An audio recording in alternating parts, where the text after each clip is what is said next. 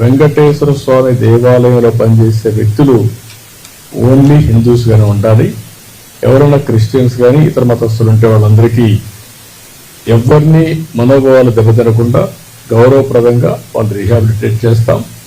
అదే మాదిరిగా Christian organisations కానీ ముస్లిం ఆర్గనైజేషన్స్ ఉంటే అక్కడ కూడా హిందూస్ పనిచేయకూడదు అనుకున్నప్పుడు అక్కడ కూడా పనిచేయకుండా వాళ్ళ మనోభావాలు కాపాడుతాం.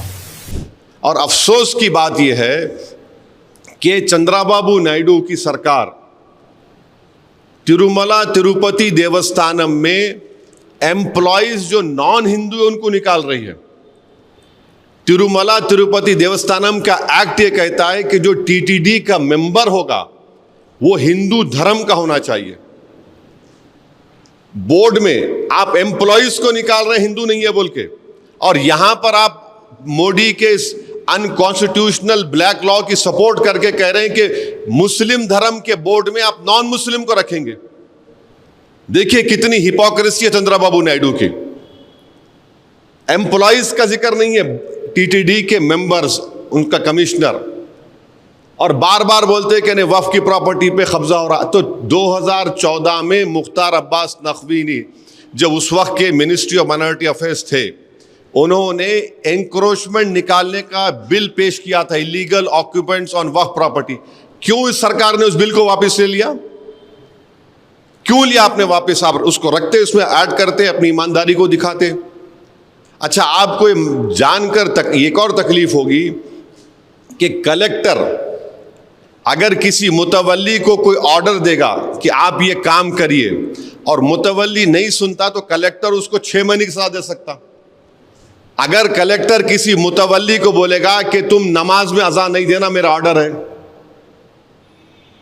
मैं बोल रहा हूं आपको, आप बोलेंगे ऐसा कैसा कर सकते, ऐसा हो सकता, हो रहा है, तो मुतवल्ली जेल को चले जाएगा. कलेक्टर वेरीफाई करने के बाद ही कोई प्रॉपर्टी वक्फ में जा सकती. ये कैसा होगा? तो वक्फ बोर्ड को आप तो पोस्ट ऑफिस बना के रख दिए. Waqf board has become a post office, कि वक्फ बोर्ड को इख्तियार ही नहीं है. अच्छा, अब इस कानून बनने के बाद 6 महीने के अंदर, विद इन 6 months, आपको पूरे प्रॉपर्टीज को पोर्टल पर रजिस्टर करना पड़ेगा. इंडियन ट्रस्ट एक्ट पढ़ लो आप, उसमें प्रोविजन है ही नहीं पोर्टल का. हिंदू धर्म में नहीं है, एंडोमेंट बोर्ड में, गुरुद्वारा प्रबंधक कमेटी में नहीं है. क्यों आप यहां पर कर रहे हैं? इसलिए कर रहे हैं कि जब आप पोर्टल पर रजिस्टर करने जाएंगे, मिसाल के तौर पे हमारे शौकत साहब सीनियर फोटोग्राफर हैं, ईश्वर रेड्डी साहब भी है. अब शौकत साहब एग्जाम कोई प्रॉपर्टी को रजिस्टर करने जा रहे हैं पोर्टल के ऊपर कि भाई ये वक्फ है, तो फौरन कोई भी रोड चलता आदमी बोलेगा नहीं नहीं शौकत की प्रॉपर्टी नहीं है, रजिस्टर नहीं होना. अब होता क्या इस बिल में पढ़ो, कलेक्टर अगर शौकत की प्रॉपर्टी के खिलाफ मिसाल के तौर पे इंक्वायरी ऑर्डर कर दिया, जैसा इंक्वायरी ऑर्डर कर रहा वो वक्फ प्रॉपर्टी नहीं रहेंगी. It will not be a waqf property till the completion of inquiry. अब इंक्वायरी कंप्लीट करने का कोई टाइम लिमिट ही नहीं है, तो कलेक्टर साहब क्या करेंगे? इंक्वायरी ऑर्डर कर दिए, बैठे आराम से बैठे, मैं तो वक्फ प्रॉपर्टी लूज कर दिया.